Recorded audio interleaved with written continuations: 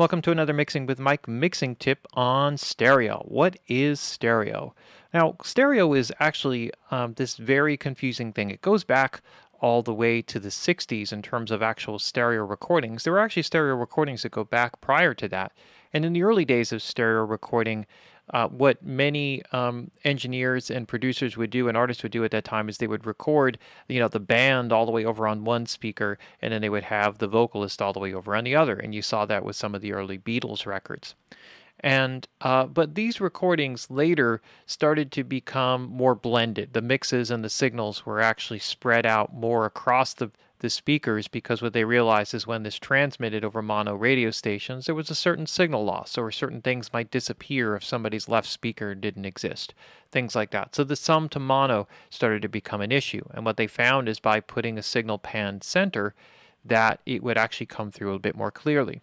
Now, in the recording of many sounds today, all different kinds of synth sounds and samples and everything, quite often what I find is that the stereo audio signal is really just a mono audio signal with a little bit of effect on it. So maybe you have a little bit of reverb or a little bit of something over to the side.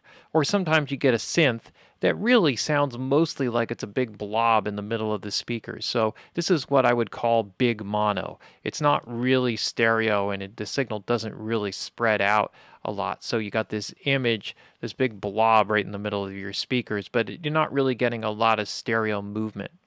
Now, there are many things that can create stereo movement. There's sort of panning, right? And this can be the actual panning movement of an audio signal back and forth, but it could also be like waves of sound, where the waves and the envelopes kind of resonate differently on one side than they do than the other. Then frequency. You can have variances in frequencies or frequency response from one side to the other. Sometimes comb filters are applied in this way, where you boost the same signal on the left side, you cut it on the right side. If you boost or cut a signal on the left side, you boost it on the right-hand side. And what it does is it starts to spread the imaging and create a widening effect. And many synths have all kinds of things that include chorusing and flanging and phasing and reverbs and etc. So there's many ways that a signal can become stereo. It's important to analyze it though and really listen to it and how it plays within the mix, because what you may find is that it's better to mono up that signal. In some cases where it's just blatantly mono, what I'll do is I'll take the stereo audio file, cut it into two, and drop it onto a mono track, because effectively it's the same thing. And when I go to mix it, it's going to take up that much less CPU power. If I ever find myself with a balance control, right, and a balance control is different than a pan control. A pan control will take a mono signal and move it between a left and right speaker.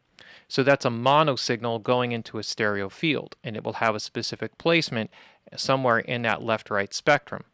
A balance control takes a stereo signal, left-right, and then balances it into a left and right signal, into a stereo signal. And this way, if one side is imbalanced to the other, you can rebalance it.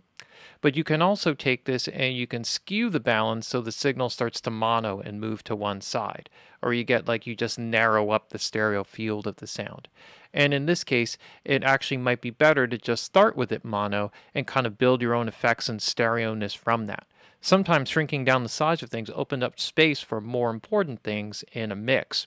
So this is a little quick thing on understanding what stereo is in terms of sounds and the sonics of your mixing. All right, so there you go. There's a Mixing with Mike tip on what is stereo.